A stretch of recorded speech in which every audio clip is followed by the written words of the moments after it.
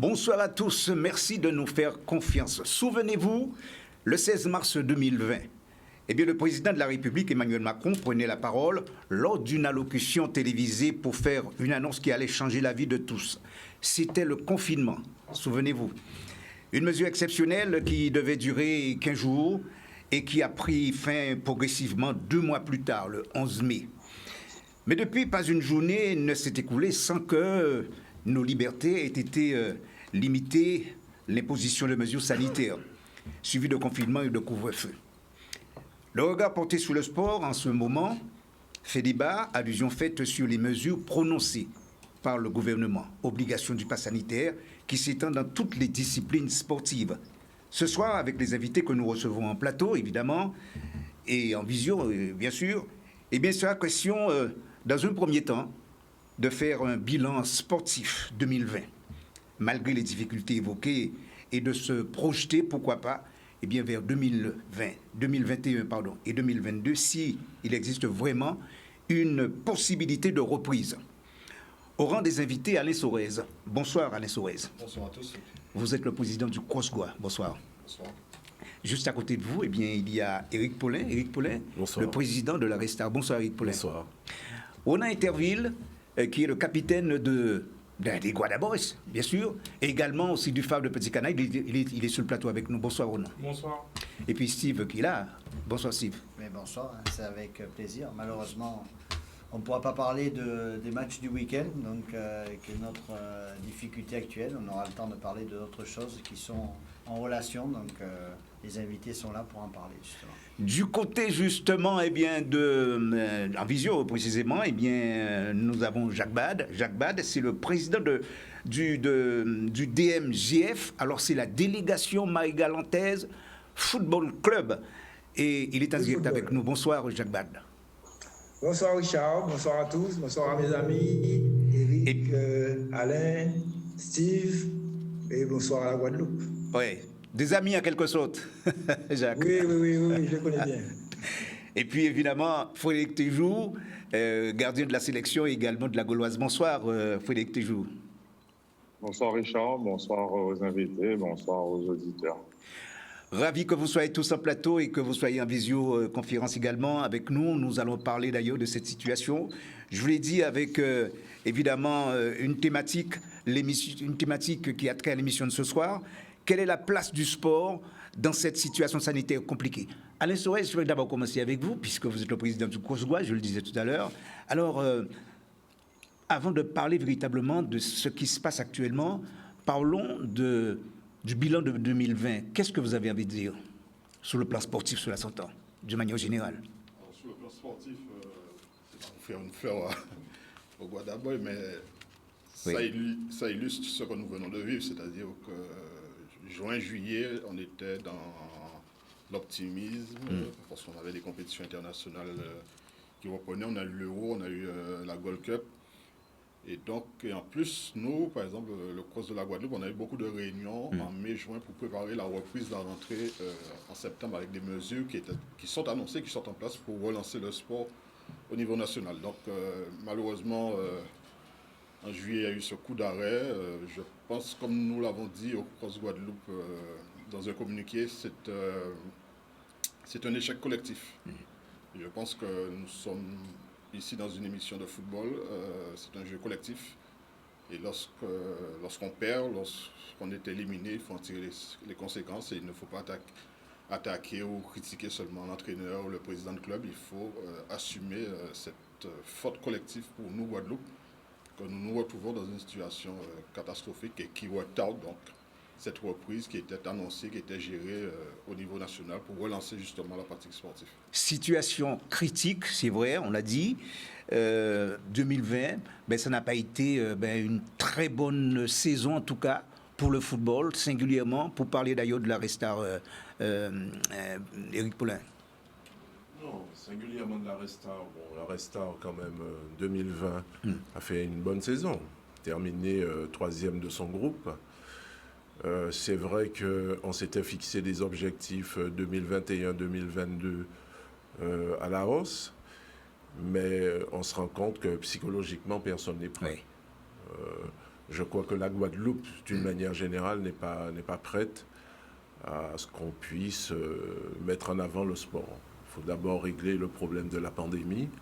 Après, si le mois de septembre se termine bien, que le préfet décide peut-être d'élargir notre action sportive, à ce moment-là, on va envisager un avenir qui me paraît quand même un petit peu préoccupant dans la mesure où on va faire face au pass sanitaire qui ne fait pas l'unanimité chez les jeunes sportifs guadeloupéens d'une manière générale. On nous a parlé beaucoup d'ailleurs de ce pass sanitaire qui fait obligation, et ça je l'ai dit d'entrée de jeu, qui fait obligation d'ailleurs dans le sport, tout sport confondu, ça c'est clair.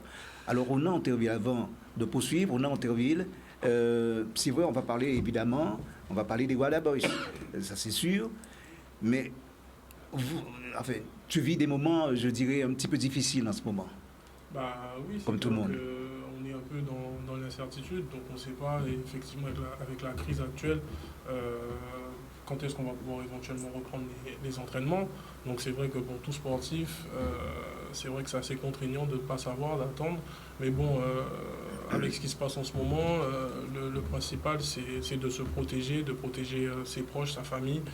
Et si toutefois toutes les conditions sont réunies d'ici le mois d'octobre, on va se tenir prêt, en forme pour pouvoir reprendre. Même, j'ai envie de savoir, Frédéric Téjou, même analyse pour toi du côté de la Basse-Terre? Oui, bien sûr. Après, comme l'a dit Roland, la priorité, elle est vraiment pour la santé de tous. Espérer qu'on puisse retrouver une situation bien plus stable et ensuite prévoir une organisation pour pouvoir reprendre une activité. C'est vrai que nous, je pense qu'on revenait dans la même situation que moi. On avait envie de continuer sur la préparation qu'on avait pu avoir avec la sélection pendant la Gold Cup, qu'on n'a pas coupé et enchaîné. Mais bon, malheureusement, la situation sanitaire a fait qu'on a été coupé dans l'élan. Et à juste titre, on va dire. Et c'est dommage. Et puis, j'espère que c'est un mal pour un bien, qu'on pourra reprendre très rapidement parce qu'en tant que sportif, ça manque, quoi. Donc, Oui. rester à la maison, même si on fait d'autres activités, c'est clair que ce n'est pas comme ce qu'on a l'habitude de faire et s'entraîner tous les soirs. Oui. Jacques Bad, du côté de Marie-Galante, c'est vrai, on pourrait peut-être parler de 2020, que s'est-il passé en 2020 c'est vrai que la situation était extrêmement compliquée aussi pour vous, du côté de Marie-Galante. Alors, que s'est-il passé en 2020, Jacques Bad? Cela a été une saison très difficile, puisque, bien entendu, nous avons été aussi impactés par la situation sanitaire. Et en particulier, nous avons eu du mal à faire jouer nos jeunes de manière régulière. Puisque, comme vous le savez, le district marie-galantais du football s'occupe surtout du football des jeunes, des U11 jusqu'au U15. Et par conséquent, les championnats n'ont pas pu aller à leur terme en particulier. Les rencontres n'ont pas pu tellement se jouer. Il y a eu beaucoup de difficultés à rassembler les jeunes. Et par conséquent, ça a été une saison qui va laisser des traces. Moi, le problème que je me pose, c'est plutôt pour le problème de l'avenir, puisque comme cela a déjà été souligné des fois pour la scolarité même des enfants, autant les problèmes de football aussi mis au second plan risquent de pénaliser la reprise et l'engagement des jeunes dans ce type de sport. La deuxième chose que je voudrais dire, c'est que j'entends avec plaisir ceux qui sont intervenus avant moi se rendre compte et dire que la priorité, c'est quand même c'est la santé. Oui. Et pour un professionnel de santé comme moi, je pense que c'est bien de le dire, parce que si on n'est pas là pour profiter du football par la suite, ça ne servira à rien. Donc, effectivement, protégeons notre santé, protégeons celle des jeunes, de manière à ce que ça puisse redémarrer. Oui, c'est vrai. Merci Jacques pour votre intervention. Alors, on rentre maintenant dans le vif du sujet. C'est vrai que nous sommes dans une situation, ici on l'a répété, extrêmement compliquée, difficile pour tout le monde. Et on dit que pour pratiquer le sport, d'une manière générale, il faut obligatoirement passer par le pass sanitaire. Quel est votre constat, ou je dirais même votre point de vue par rapport à cela, Alain Soez? Alors, il faut que les choses soient claires. Hein. On a encore rappelé dans les différentes réunions que nous avons en ce moment de concertation et d'anticipation de la reprise, le pass sanitaire, c'est une loi. Voilà. Donc ça, c'est qui dit loi dit application de la loi. Ça, c'est la première chose. La deuxième chose, nous avons eu notre députée Justine Bénin qui a posé hier une question au gouvernement. Et lorsqu'il y a une question au gouvernement, ça sert aussi d'appréciation de la situation. Le ministre a répondu que l'application du pass sanitaire ne se fera pas pendant l'état d'urgence. Mais ça ne signifie pas qu'il ne sera pas appliqué. Et donc, l'idée, c'est comme tout, c'est de se préparer. Nous avons la malchance ou la chance de voir comment ça se passe en France métropolitaine. Même depuis hier, je crois, la réunion qui a repris, les activités sont en train de mettre ça en place avec les difficultés. Donc nous aurons peut-être ce retour en termes de difficultés, mais l'idée, c'est de se préparer. Et comme j'ai parlé d'échec collectif depuis quelques mois, je pense que nous avons le devoir de ne plus prendre du retard, que ce soit par rapport à ce qui se passe au niveau national, mais également aussi au niveau international. Je pense qu'il y a suffisamment de mesures sanitaires qui sont mises en place, mais aussi des protocoles sanitaires. Et d'ailleurs, les Guadeloupéens en ont fait, j'allais dire, les frais. Mais et même ce soir, dans la CONCACAF, il y a des matchs, il y a eu des matchs, l'équipe de France a joué. On a eu le haut avec du public, donc je pense qu'il nous faut prendre du recul. Et en tant que sportif, il nous faut analyser les choses, regarder comment ça se passe dans le monde entier. Et si on veut vraiment reprendre les activités, mettre les choses en place pour qu'on puisse reprendre les activités avec l'expérience et la façon que font les autres, notamment en France, mais aussi dans le monde entier, même dans la Caraïbe, où je pense qu'à Saint-Domingue, il y a 15 jours, il y avait une compétition avec des U14. Donc voilà, donc je pense qu'au niveau de la pratique sportive, il nous faut prendre les bonnes informations. Et le moment venu, s'il faut mettre en place le pass sanitaire, il va y avoir communication, pédagogie, mais il faudra passer par là. Voilà. Regardez ce qui se passe à l'extérieur. Éric Paulin, est-ce que vous mettez un petit peu en exergue bien cette idée? Est-ce que vous regardez un petit peu ce qui se passe justement concernant l'aspect sanitaire? Est-ce que vous regardez ce qui se passe ailleurs, par exemple? D'abord, est-ce que c'est un bel exemple?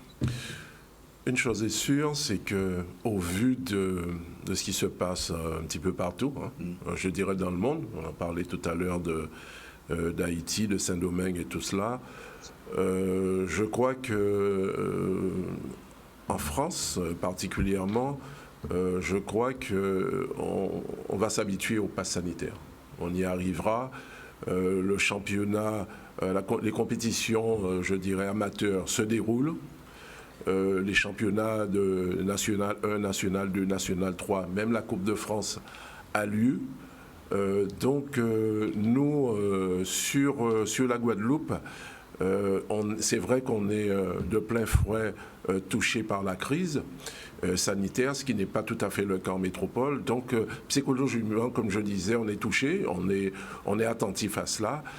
Après, il faudra voir dans le temps, début du mois d'octobre, se poser la question vraiment, est-ce que le pass sanitaire sera une obligation en Guadeloupe? Mais je pense qu'à la longue, on y arrivera. On y arrivera parce que c'est une loi, c'est une loi gouvernementale qu'on est obligé normalement de respecter, Steve. Alors moi, pour intervenir là-dessus, je suis mal placé. Après, je ne suis pas spécialement apte à juger ou à parler du pass sanitaire. Maintenant, on est dans une situation critique, une crise sanitaire où vraiment il y en a des gens qui sont en difficulté. Donc après, c'est tout à chacun de prendre conscience de la situation et de faire une analyse par rapport à ce qui se passe autour. Pourquoi on est dans cette situation, pourquoi, voilà. Chacun, ça c'est une prise de conscience individuelle. Après, la situation est telle que maintenant, en métropole, les rencontres se refont par rapport au pass sanitaire. Maintenant, si nous, on n'est pas prêts réellement, on n'aura pas de championnat, tout simplement. Après, je pense qu'il vaut mieux déjà attendre l'évolution suite au confinement. Et on pourra parler, alors peut-être Dr Bad pourra en parler, après le confinement, on pourra tirer vraiment une solution où il y a même, je pense, le ministre qui doit prendre une décision parce qu'ils ne sont pas arrêtés non plus ils ne sont pas restés fixes pour l'outre-mer. Il y aura peut-être d'autres solutions, même si j'admets quand même qu'au niveau des compétitions seniors, j'ai peur qu'il y ait une obligation de passe sanitaire. Donc, plus vite les gens prendront conscience qu'on sera obligé, mais plus vite on reprendra, quoi. Tu étais justement aux États-Unis avec les Guada Boys. Alors là, c'était systématique, hein, le pass sanitaire. Tu peux nous expliquer comment ça s'est passé dans le concret? Alors, grosso modo, il y a un protocole qui est établi par l'organisation de la Gold Cup. Donc, c'est bien établi. C'est-à-dire qu'avant même d'arriver là-bas, on sait déjà quel jour on va devoir se faire vacciner. Donc, bien évidemment, avant les matchs. Donc, en gros, quasiment, je dirais tous les 4-5 jours, pratiquement, on avait un test à faire. Donc, c'était déjà programmé. Pas vacciné, un test. Oui, Test, excusez-moi. Voilà, oui. c'est ça, parce qu'il faut bien préciser. Les tests PCR, voilà, il faut bien préciser, le pass sanitaire, ce n'est pas uniquement justement le vaccin, c'est qu'il y a le test aussi. Voilà. Et donc on l'a bien vu là-bas, il y a eu beaucoup de délégations qui ont été frappées vraiment par le Covid. Donc nous, c'est vrai que la sélection de Guadeloupe, on a eu de la chance. Il n'y a pas eu de cas durant tout le mois qu'on a passé ensemble. Donc ça, c'est vrai que c'est qu'on a vraiment été assidus par rapport à ça. Mais c'est vrai que c'est quand même quelque chose qui est assez contraignant. Mais sur la durée, globalement, on s'y habitue un peu. Enfin, je dirais pas complètement, mais c'est vrai qu'après, ça fait partie du décor. Il faut faire les tests. On les fait, quoi, parce qu'on sait que voilà, on est là pour une compétition et c'est comme ça. Tu es un passionné de football, tu es quand même quelqu'un qui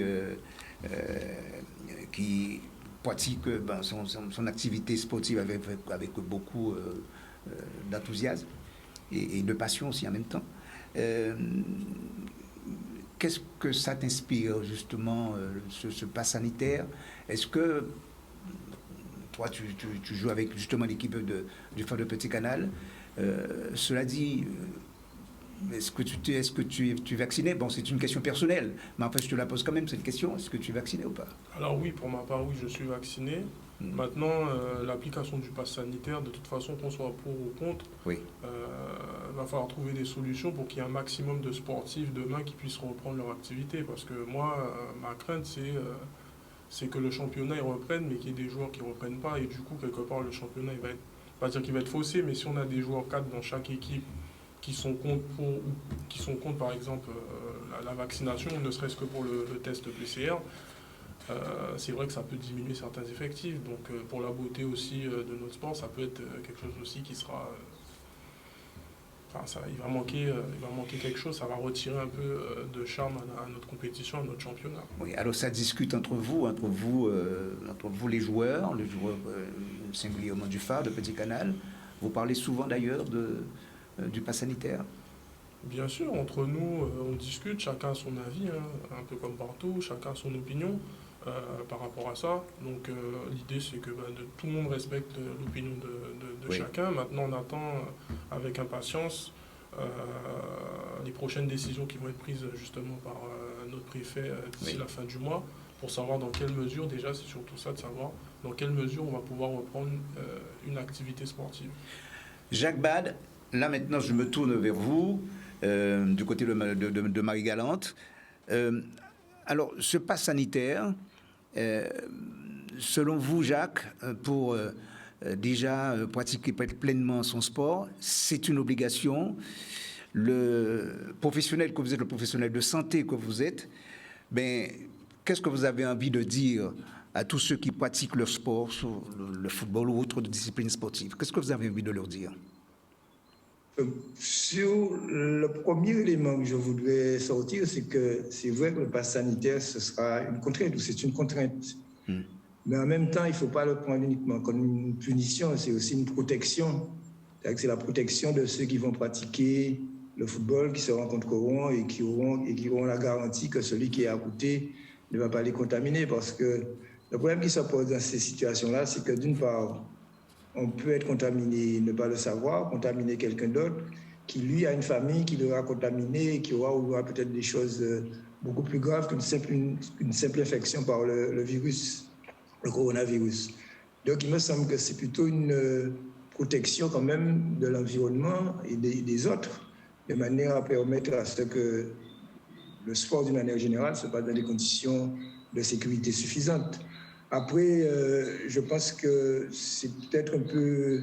je sais qu'il y a beaucoup de débats, il y a beaucoup de fake news, il y a beaucoup de gens qui parlent des problèmes qui se posent par rapport à la vaccination, mais ce que je voudrais dire surtout, c'est que je pense que les choses sont bien établies et contrairement à tout ce qu'on dit, ce n'est pas expérimental le vaccin puisque ça a été testé sur 44 000 personnes avant qu'on mette le vaccin en circulation. Actuellement, il y a plus de 4 milliards de personnes qui sont vaccinées. En Guadeloupe, même, on est 100 000. Et je veux dire, on n'entend pas qu'il y a des décès ou qu'il y a des complications particulières du vaccin, alors que, parallèlement, la maladie, elle, on sait ce qu'elle fait. Et elle endeuille beaucoup de familles. Et par conséquent, enfin, moi, de toute façon, par mon métier, puisque je suis pédiatre, notre objectif, c'est toujours d'amener un enfant à devenir le meilleur adulte possible, c'est-à-dire sur le plan de la santé. Et donc, nous, on est dans la prévention en permanence par les vaccins, parce qu'on sait, et moi en particulier, je sais comment les vaccins ont transformé la vie des enfants. Par exemple, pour la rougeole, à l'époque, je me suis installé, puisque vous voyez que je ne suis pas un très jeune médecin, il y avait des épidémies de rougeole en Guadeloupe. Maintenant, le vaccin, depuis qu'on a mis le vaccin de la rougeole dans début des années 80, on ne voit plus de cas de rougeole. Et ce vaccin-là, c'est un vaccin le vaccin actuel est un vaccin qui a été éprouvé.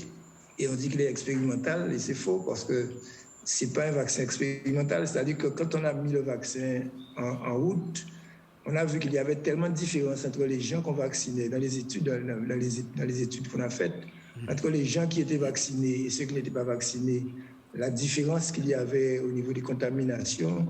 On s'est dit que ce n'est pas la peine d'attendre trop longtemps, autant mettre le vaccin en route, comme on met un médicament en route, des fois avant que tout soit terminé, de manière à protéger la vie des autres. Et c'est pour ça que le vaccin a été arrivé assez vite dans l'esprit des gens, alors qu'on travaille sur cela depuis plus de 20 ans quand même. Hein. Et d'autre part, il fallait protéger le plus vite possible les gens. Et par conséquent, le vaccin a démarré comme cela. Alors moi, je crois aussi qu'il y a beaucoup d'inquiétudes parce que les gens entendent beaucoup de choses. Il y a beaucoup d'inquiétudes au niveau des jeunes. On a dit que dans des clubs, il y a des jeunes qui disent qu'ils préfèrent arrêter le football que se faire vacciner. Moi, je comprends les inquiétudes, hein. Je comprends tous les problèmes que les gens ont pu entendre, etc. Mais il faut quand même qu'on se rende à cette raison-là pour nous dire que quand on voit ce que fait la maladie, surtout chez nous, on doit se dire que la maladie est plus dangereuse que le vaccin, franchement. Alors Jacques, comment les rassurer justement, ceux qui sont, j'ai envie de dire, assez réticents? Mais je pense que la première chose, c'est qu'ils puissent discuter avec des gens qui sont proches d'eux, des gens qui sont dans la science et qui connaissent les choses, des gens qui puissent discuter, qui puissent leur expliquer précisément comment ça se passe, quel type de vaccin, est-ce que ça va changer leur ADN après? Non, c'est faux. Est-ce que c'est un vaccin qui va les transformer, je sais pas, des choses différentes? Est-ce que ça va les tuer? Il faut, je pense qu'au niveau des clubs aussi, ça pourrait se faire, mettre en place avec des professionnels de santé des réunions qui permettent de rassurer, parce que je pense qu'il y a beaucoup d'inquiétudes. C'est légitime que les gens soient inquiets. Pour moi, ce n'est pas fondé, mais je pense que c'est normal que les gens puissent être inquiets.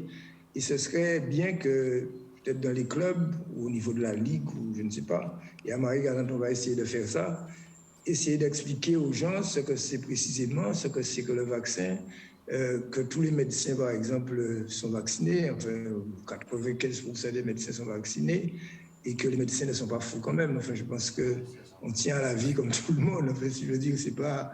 On n'est pas là ni pour soutenir un laboratoire, ni pour... Non, on est là, on fait des gestes médicaux parce qu'on estime qu'ils sont nécessaires et qu'ils sont utiles. Par conséquent, je pense qu'il faudrait que les jeunes, que nos sportifs rencontrent un peu des gens qui peuvent leur parler franchement des choses, parce qu'il y a beaucoup d'inquiétudes Mais ce sont des inquiétudes qui peuvent être levées. Par contre, il y a beaucoup d'antivax aussi, enfin un certain nombre d'antivax. Oui.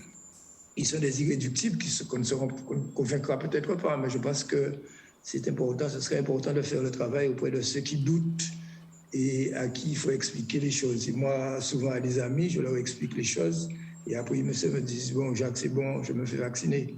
Parce que j'essaie de leur expliquer, de répondre aux inquiétudes qu'ils ont et qui ne sont pas justifiées, mais qu'ils ont entendu, par des voix détournées. Jacques Bad, je reviens d'ici quelques instants avec vous, en tout cas avec aussi nos amis téléspectateurs. Nous marquons une pause couleur dans cette édition et puis on revient tout de suite après. À tout de suite. Retour en plateau avec les invités. C'est vrai que nous parlons d'ailleurs de la situation sanitaire qui est extrêmement compliquée et c'est là pour tout le monde, ça c'est sûr. Et Jacques Bad, vous nous parliez il y a de ça quelques instants de la situation là-bas à Marie-Galante et vous disiez qu'il fallait obligatoirement que chacun réfléchisse un petit peu par rapport à la situation actuelle. On est bien d'accord? Oui, tout à fait. Je pense qu'il faut que les gens discutent. Hein. Ceux qui ont des doutes puissent discuter avec des gens qui, a priori, connaissent le problème, puisque nous, ici, les gens cherchent des exemples qui sont dans des pays bien loin de nous, alors que là, ici, nous sommes dans une situation dramatique quand même. Hein. Presque tout le monde connaît quelqu'un qui a eu un problème de santé à cause de cette maladie-là, et je pense qu'on est dans le feu, là, maintenant. Et il me semble que, oui, il faut que les gens discutent pour pouvoir prendre les bonnes décisions. Et du côté de Marie-Galante, ça discute un petit peu, ça parle un peu de... Oui, non, enfin, c'est-à-dire que par rapport à tout ce qui s'est passé dans les précédentes crises, Marie-Galante a relativement été épargnée, on a eu très peu de problèmes, mais là, depuis cette dernière vague-là, Marie-Galante a été très touchée et beaucoup de gens connaissent des gens qui sont morts à côté d'eux, Et donc, les gens réfléchissent un petit peu plus et se rendent compte plus de la gravité de la chose. Même d'une manière générale, en Guadeloupe, on n'a pas été trop touché par les premières vagues, peut-être la deuxième en septembre 2020. Mais là, on touche du doigt les difficultés de la chose. Et là, on ne peut pas ne pas être sensible et ne pas réagir à ça. Alors, quand vous êtes justement avec vos collègues qui sont dans le domaine de la santé, est-ce que vous parlez d'optimisme par rapport à ce que vous voyez en ce moment? Peut-on parler justement d'optimisme? Oui, je pense que les choses bougent maintenant. Du fait de la gravité de la situation, les gens sont obligés de se rendre compte qu'elle est vraiment grave et par conséquent, ça bouge. En fait, dans tous les centres de vaccination, on dit qu'il y a un peu plus de monde. À Marie-Galante aussi, par exemple, moi je participe à la vaccination au niveau de l'hôpital de Marie-Galante. On voit qu'il y a un peu plus d'engouement. Les gens viennent un peu plus. Et au début, on vaccinait surtout des gens qui étaient de passage à Marie-Galante et qui venaient et qui se protégeaient. Et nous, les Marie-Galantais, on ne se protégeait pas. Mais depuis quelque temps, les Marie-Galantais se protègent aussi. Et j'espère que ça ira rapidement vers le bien. Et il y a beaucoup de gens qui font des tests et qui répètent ça tous les 2 jours. Maintenant, ce serait tous les 3 jours. Moi, je trouve que c'est peut-être une petite aberration de faire ça, autant être vacciné. Alors, on parlait justement d'optimisme avec Jacques Bad, Alain Soez. Vous, en tant que président du COSGOA, est-ce que vous pouvez tenir un discours quasi similaire en disant mais oui, mais pourquoi pas une amélioration demain par rapport à ce que nous voyons aujourd'hui? Bon, ce que je dis, c'est, comme je l'ai dit au début, à un certain moment, c'est l'échec collectif. Comme l'a si bien dit Jacques Bad, nous étions spectateurs en 2020. On était chez nous, confinés. On a même dit pourquoi on avait ce confinement, parce qu'il n'y avait pas beaucoup de cas. On regardait les images.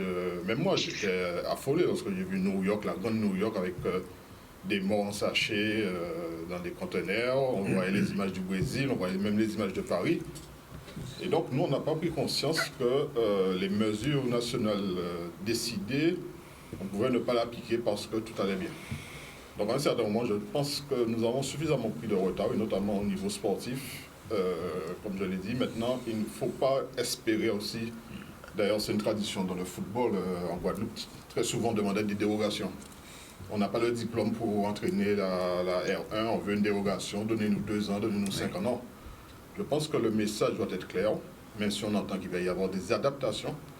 Mais il ne faut pas espérer ceux qui vont jouer la montre, on va attendre le 15 novembre, le 20 novembre. Non, parce que même au niveau national, on pense que le délai sera rallongé. Au niveau national, il y avait des étapes. Pour les jeunes de 12 à 17 ans, c'est à partir du 30 septembre, le pass sanitaire. Donc c'est quelque chose qui était programmé pour faire en sorte qu'il y ait cette incitation à se discipliner et à prendre soin des autres. Et dans le boissage, parce qu'il y a beaucoup de boissage, je pense que c'est la différence avec l'école. Le jeune qui est en EPS n'a pas autant de boissage que le même jeune qui ira le soir s'entraîner à la restaurant. À la restaurant, il y aura le supporter, il y aura les parents, il y aura le senior, le junior. Et quand il va y avoir le match de foot, c'est pareil.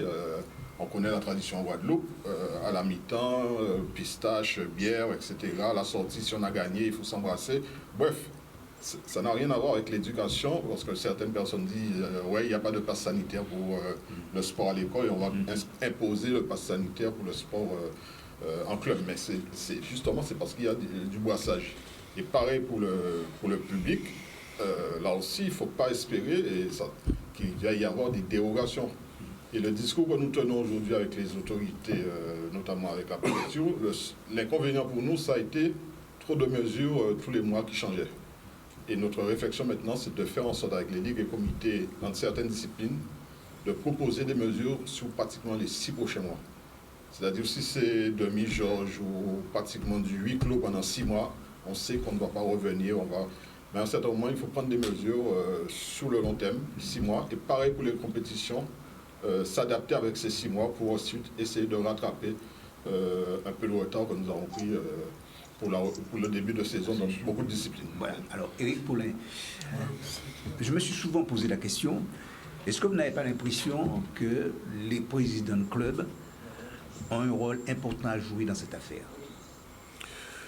Oui, c'est vrai. Bon, je dirais que pour les présidents de club, la période est mal choisie puisqu'on n'a pas repris l'activité sportive encore, puisqu'on s'est quitté au mois de juin, on devait reprendre à la fin du mois d'août ou à la mi-août. Finalement, ça ne s'est pas fait.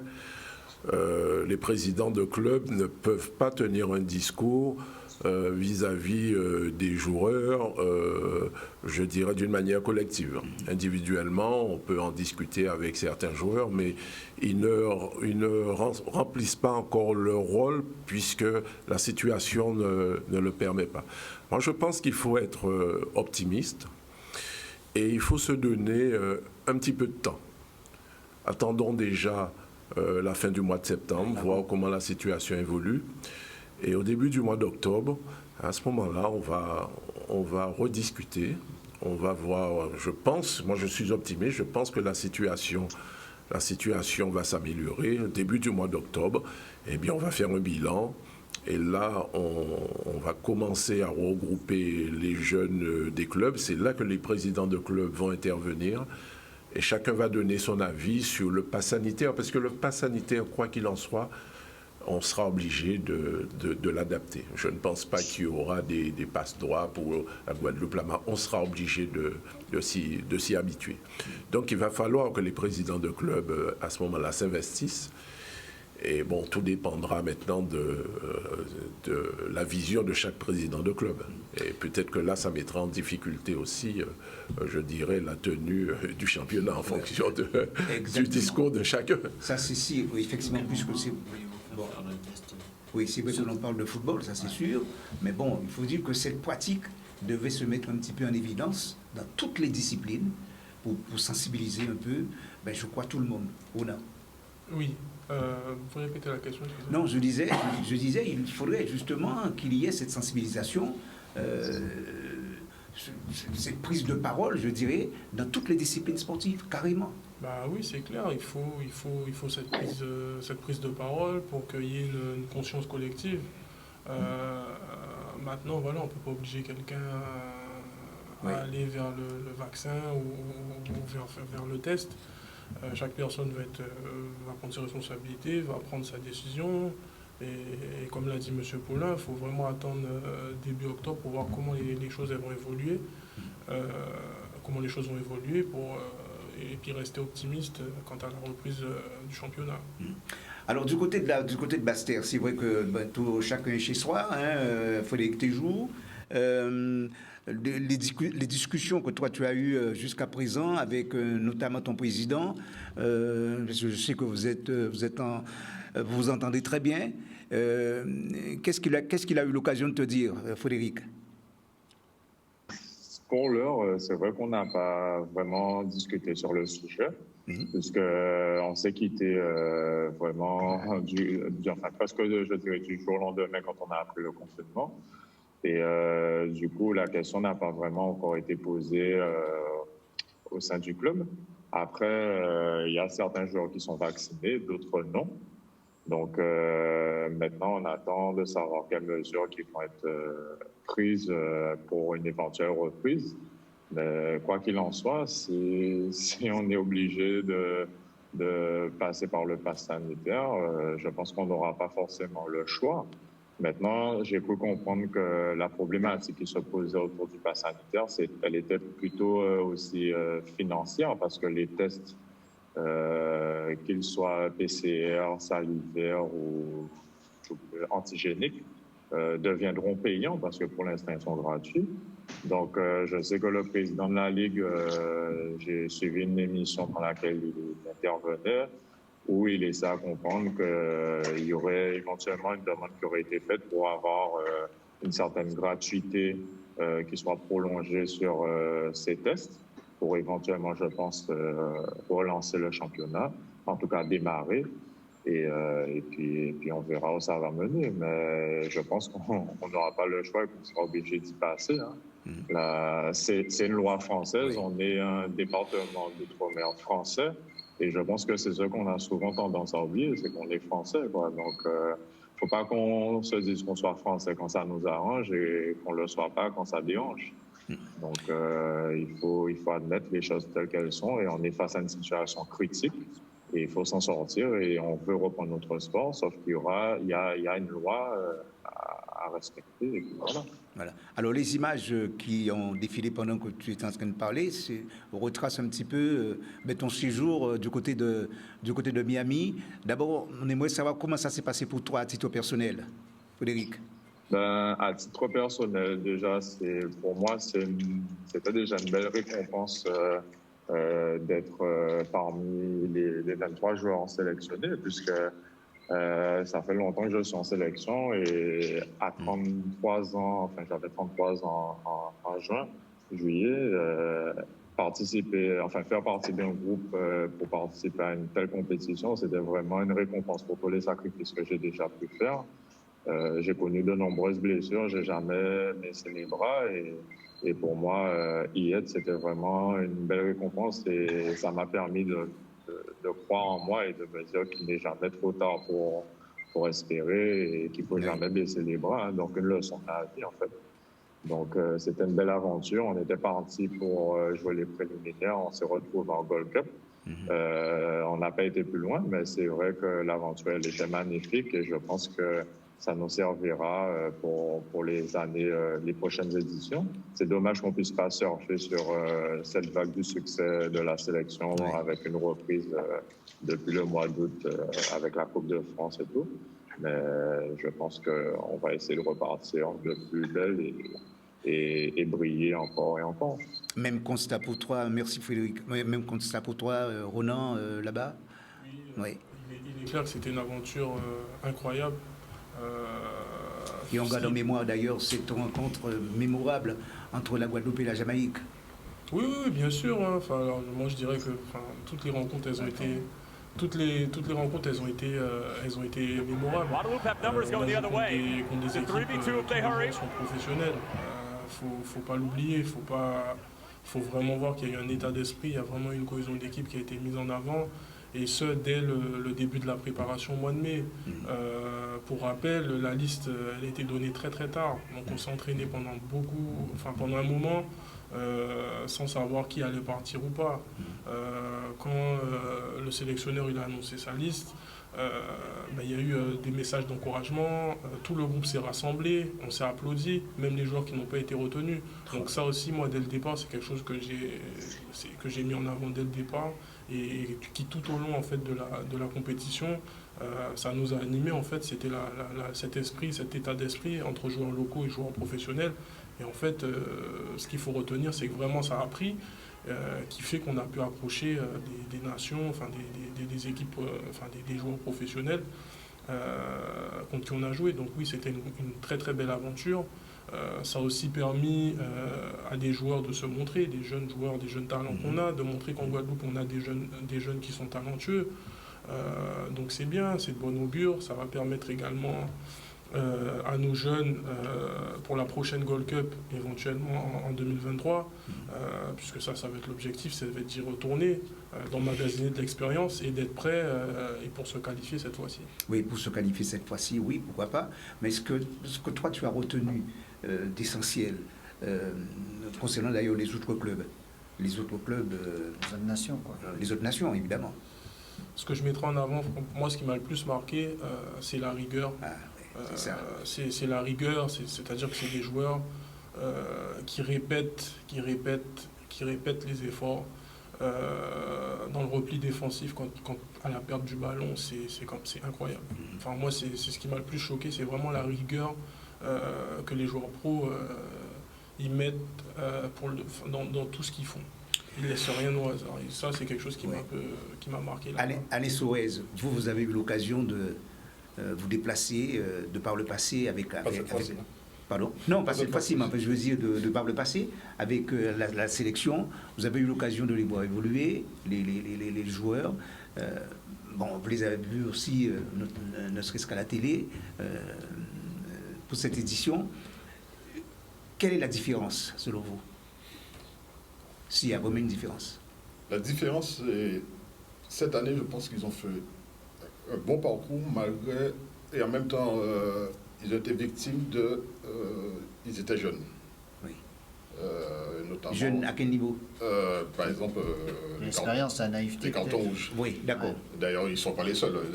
Le dernier carton rouge de la France, c'est un petit jeune, un arrière qui fait un tacle au petit bout de corner. Bon, voilà. Et là, je pense que c'était une équipe jeune. Et à certains moments, voilà, c'est plus que le foot. Ce n'est plus du football, c'est tout dans la tête, c'est dans l'état d'esprit. Et c'est dommage que, par exemple, c'est symbolique qu'un très bon joueur, je ne sais plus son nom, l'élancé qui a pris le carton rouge. Steve. Voilà, Solvay. Pour moi, c'était le symbole de notre parcours. C'est-à-dire, on est excellent. Et on n'est pas passé loin. Voilà, il a manqué ce petit détail qui a fait que, il y a même au niveau professionnel, on a perdu une Coupe du Monde comme ça. Non, mais c'est la différence des Guadaboy avec Sommeil et Angloma. Sommeil et Angloma, qui avaient cette maturité dans la sélection. Donc je pense que maintenant, il faut que tout le monde travaille sur... Oui, mais il faut qu'on retrouve des Sommeils qui sont capables de jouer au niveau qu'eux ont produit à l'époque. Non, ils seront Sommeil dans 2 ans, c'est tous les 2 ans. Oui, non, mais ce que je veux dire là, cette génération-là, ça a été quand même une surprise en vue des qualifications qu'ils ont fait. Ça a été une révélation, même pour eux. Je pense que même en vivant cette expérience, humainement et sportivement, pour eux, ils ont su qu'ils étaient capables de monter le niveau individuellement. Et ça a permis de mettre en avant certains, mais grâce à un groupe, un collectif, quoi. J'aimerais quand même avoir votre point de vue, Eric Paulin, par rapport d'ailleurs au parcours, parce que je sais que vous suivez l'évolution d'ailleurs de cette sélection. Quelle est votre lecture par rapport à la prestation de cette sélection là-bas? Moi, je trouve que les Guadaboys, ils ont fait une très belle compétition. Ils n'ont pas été gâtés par le groupe. Hein. Ils ont été quand même la Jamaïque, Costa Rica et tout cela, quand même, c'est costaud. D'ailleurs, la Jamaïque et Costa Rica sont dans les 8 qualifiés pour la phase finale du Mondial 2022. Oui. Voilà. Donc, d'ailleurs, il y a même des matchs ce soir qualificatifs. Les 8 premiers ont été sélectionnés pour jouer la phase finale. Et la Guadeloupe a rencontré le Costa Rica, a rencontré la Jamaïque. Et bon, évidemment, c'est quand même un groupe très sérieux. Moi, ce que j'ai surtout retenu, c'est que les joueurs locaux, quand je dis locaux, évoluant en R1, on n'a pas vu la différence entre... Se tirent leur épingle du jeu et se sont montrés. Exactement. Ouais. On n'a pas vu la différence entre ceux qui viennent de l'Hexagone et qui jouent, qui sont professionnels, et les joueurs locaux. Ce qui veut dire que, quelque part, il y a un travail qui est fait au niveau des clubs, déjà au niveau des clubs, et c'est très bien. Je pense que ça va motiver les joueurs évoluant en Guadeloupe à se préparer pour la prochaine Gold Cup. Et peut-être gageons que sur les 22, combien vous étiez, 22 23. 23, sur les 23, qu'il y ait au moins 15 évoluants dans le championnat local et avec 7-8 venant de l'extérieur. Et ce serait déjà pour moi une preuve qu'il y a un travail qui est fait. Il y a un travail qui est fait en conséquence. Je sais qu'il y a un travail qui est fait, on le sent. Il est évident qu'on n'a pas tous les moyens, parce que les clubs n'ont pas beaucoup de moyens quand on évolue à R1, surtout sur les 2 dernières années. Pas de public, pas de recettes, pas de subventions. C'est très compliqué. On a eu l'occasion de critiquer souvent ce tandem, à tort d'ailleurs, je dirais, le tandem Mario Relmi, mais c'est vrai. Et combien de fois qu'il a eu l'occasion de le dire, Jocelyn Angloma, il faut leur laisser le temps de travailler. Et là, avec ce qu'ils produisent en ce moment, eh bien, c'est exceptionnel. Alors, par contre, excuse-moi, mais le temps de travailler, mais les moyens de travailler. Et nous avons ce problème depuis des années. Doivent être de pair. Non, c'est les fenêtres FIFA. Et il faudrait mettre en place une cagnotte avec du financement privé ou du financement public pour permettre à nos sélections, même si c'est une fois sur 2, parce qu'il y a des fenêtres FIFA tous les mois, mais une fois sur 2, donc tous les 2 mois, permettre à notre sélection de faire autre chose que des matchs amicaux contre la Martinique.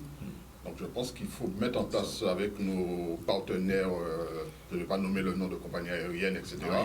Mais commencer petit à petit. Haïti a les moyens FIFA d'aller, je crois qu'ils étaient au Bahreïn cette fois-ci. Il y a des matchs amicaux un peu partout. Nous n'avons pas les qualifications Coupe du Monde, comme l'a rappelé le président de la Resta, mais nous avons des fenêtres FIFA et c'est à nous de mettre en place financièrement les moyens de faire des matchs amicaux, même si c'est en région parisienne, contre une équipe, même pas forcément aux Abîmes, mais on peut aller en région parisienne avec nous sélectionner et faire un match amical en région parisienne pendant la fenêtre FIFA.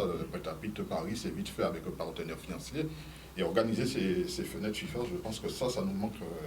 On ne découvre pas la sélection tous les 2 ans, à 1 mois d'une compétition internationale. Ça aussi, c'est celui qui a eu l'occasion d'évoluer au haut niveau, je vais parler de Jacques Bad avec le Paris Saint-Germain, entre autres. Alors Jacques, c'est vrai, vous aussi, quand vous avez vu évoluer cette sélection, vous étiez émerveillé, c'est le cas de le dire.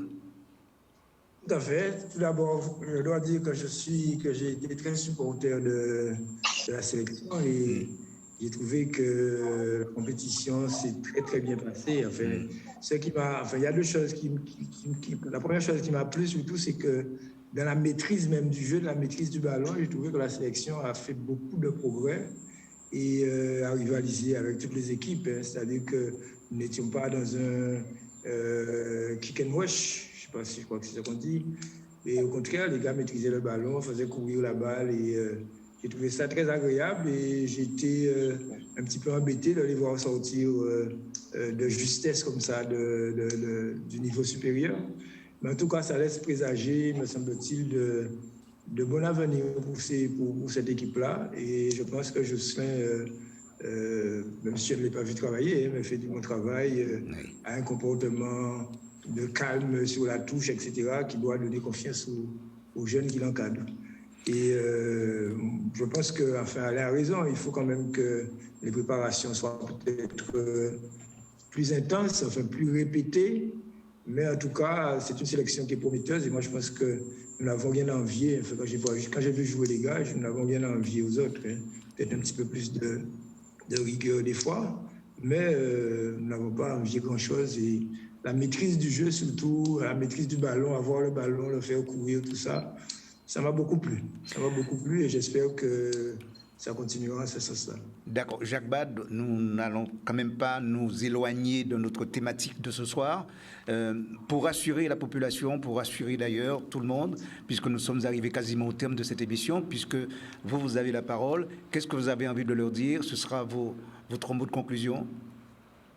Moi, ce que je voudrais dire essentiellement, c'est qu'il ne faut pas qu'on se trompe trop de combats actuellement en ce qui concerne cette crise sanitaire. Il ne faut pas qu'il y ait d'opposition. Quelqu'un l'a dit avant moi, qu'il y ait d'opposition entre les Guadeloupéens, ceux qui sont pour le vaccin, qui sont contre le vaccin, pour le pass sanitaire, contre le pass sanitaire. Moi, je pense que, disons qu'il ne faut pas se tromper de débat. On peut être contre le pass sanitaire, moi je conçois ça. On peut être contre l'obligation vaccinale.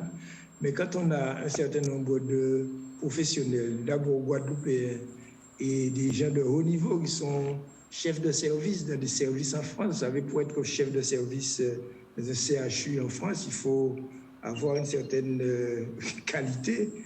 Et je pense que ce n'est pas bien qu'on puisse les contester dans ce qu'ils disent. Et je pense qu'il faut que nous, on se recentre sur nous-mêmes, qu'on se dise que nous avons des qualités, nous avons des gens qui ont envie que la Guadeloupe s'en sorte sur le plan sanitaire. Et par conséquent, écouter un peu ceux qui ont la vérité scientifique, parce que la science, c'est quelque chose de très rigoureux, très, très strict. Et par conséquent, je pense que quand la science dit quelque chose, c'est qu'elle l'a vérifié et vérifié plus d'une fois. Donc, ce qui est dit actuellement concernant le vaccin, me semble-t-il, c'est quelque chose qui doit permettre de sortir de cette crise-là. Après, j'entends bien que des gens peuvent être pour, peuvent être contre, mais il faut faire discuter les gens, il faut que les gens se rencontrent, que les gens échangent sur ce problème-là de manière à faire sortir le mieux qu'ils peuvent d'eux-mêmes. Et le mieux qu'ils peuvent, quand on leur dira ce que c'est, ils verront que c'est prévenir les choses. Prévenir, c'est le vaccin. Et malheureusement, nous n'avons pas d'autre arme. Mais je voudrais dire aussi que ce n'est pas la peine d'opposer les remèdes rasiers avec le vaccin. Ce n'est pas la même chose. Bien sûr. Ce n'est pas la même chose du tout. Tout le monde peut prendre son remède rasier s'il veut, mais on n'a pas de preuve de l'efficacité, mais ce n'est pas interdit. On n'a jamais interdit ça. Mais il ne faut pas confondre des choses qui sont vérifiées et des choses que nous pouvons faire, parce que tout le monde a l'habitude de prendre ses petites tisanes, ses petits thés. Mais il faut aller au-delà, et si nous voulons sortir de cela, c'est vraiment, pour moi en tout cas, je plaide pour la vaccination, parce que je crois que c'est vraiment la seule arme qu'on ait actuellement à notre disposition. Voilà. Merci beaucoup. Merci Jacques Bad. Frédéric Téjou, en guise de conclusion. En guise de conclusion, je dirais que j'espère qu'on pourra enfin sortir de ce trou et qu'on pourra enfin pratiquer notre passion, c'est-à-dire le foot. Je profiterai juste pour rajouter, j'ai entendu M. Sorez parler de moyens par rapport à la sélection. Et je profiterai pour dire que ça aurait été bien que les collectivités jouent le jeu sur la mise à disposition des terrains. Voilà. Parce que qu'est-ce qu'on a galéré avant de partir à la Gold Cup pour pouvoir s'entraîner. Et on sait tous que le crêpe, on peut l'utiliser, mais si vous avez l'occasion de monter sur le synthétique du crêpe, vous verrez que c'est plus une façon de se blesser qu'autre chose. Et donc, j'espère que les collectivités, maintenant, franchement, tout le monde nous portait en l'air quand on brillait à la Gold Cup. Donc, ça aurait été bien qu'en retour, qu'on ait un moyen pour pouvoir travailler plus efficacement et ensuite briller encore de nouveau. Donc, voilà, c'est ce que je rajouterais. Et je dirais à tout le monde de prendre soin d'eux, de prendre soin de leur famille, parce que c'est ce qui est plus important à l'heure actuelle. C'est primordial. Et puis, voilà. Merci Frédéric Téjou. Alain Sorez. Ouais. Moi, comme tu l'as si bien dit au début, en 2020, Macron parlait de la guerre, mais je pense qu'en juin, il a dit que l'objectif, c'est arrêter d'être de nouveau confiné. Donc, je pense qu'il faut avoir ça maintenant en tête. Il faut qu'on prenne toutes les mesures pour qu'il n'y ait plus de confinement. Et donc, retrouver goût à la vie, toute la vie, se projeter sur le championnat de football, se projeter sur la Noël, se projeter même sur le carnaval, parce qu'il y a sportifs carnavaliers qui, ça fait 2 ans qu'ils n'ont pas eu de carnaval. Donc, projetons-nous ensemble, mais prenons les mesures qui s'imposent collectivement pour que chacun puisse apporter sa pierre à cette guerre que nous allons gagner collectivement. Et je pense que lorsque nous regardons l'équipe de France jouer à Lyon, l'ambiance, lorsque nous regardons ce qui se passe à Liverpool, la finale de l'Euro, officiellement 60 000 spectateurs, 6 000 cas positifs. Donc je pense qu'à un certain moment, il nous faut prendre les bonnes décisions dans le temps et dans la pédagogie, mais pour reprendre goût à tous les passionnés du football, aux spectateurs aussi. Éric Paulin. Moi, je dirais qu'il faut rester optimiste. S'il n'y a pas d'espoir, il n'y a pas de vie. Donc, le pass sanitaire, on aura l'occasion encore d'en discuter, hein, parce que je dirais que d'ici 3 semaines, 1 mois, comme on l'a dit tout à l'heure, on arrivera à une phase, je dirais, pas terminale, mais on verra vraiment plus clair. Je crois qu'il va falloir prendre de bonnes décisions. Et les bonnes décisions, je crois que les Guadeloupéens sont conscients quand même qu'il faut qu'on s'en sorte. Donc je crois que tout le monde fera le nécessaire pour être à la hauteur. Au Nanterville. Écoutez, moi je pense qu'il faut vraiment rester optimiste, parce que le sport, le football, ça reste un vecteur de lien social. Donc je pense qu'aujourd'hui nos jeunes, ils en ont besoin aussi. Avec le confinement à répétition, c'est pas évident moralement. Et je pense que reprendre une activité sportive dans les semaines, dans les mois à venir, j'espère que ce sera une bonne chose. Et enfin, pour conclure, je dirais qu'il faut se protéger et protéger ses proches, tout simplement. Si. Ouais, bon, tout a été dit, hein, pratiquement. Oui. Donc on va essayer d'être plus optimiste. Après, on parle du football parce que nous, c'est le football. Mais actuellement, je pense qu'il y a beaucoup de sports qui sont compliqués. Et même personnellement, les gens, souvent, avec en plus le couvre-feu à 7 heures, peut-être pas sorti du travail, le temps aussi de faire même le minimum personnellement, sportivement. Donc pour son bien-être et puis pour son confort. C'est peut-être pas une stabilité pour tout le monde, donc on va rester optimiste et on va dire que les décisions à venir, et en espérant que déjà l'évolution soit faite depuis au 19 et qu'on puisse reprendre, et s'il faut encore remédier à d'autres, être patient et se souder surtout dans cette situation difficile pour pouvoir nous faire avancer. Parfait, merci messieurs d'avoir été en direct dans cette émission et surtout d'être présents dans cette émission. Merci, chers amis téléspectateurs. Vous l'avez bien compris, le maître mot, c'est de l'espoir pour tout le monde.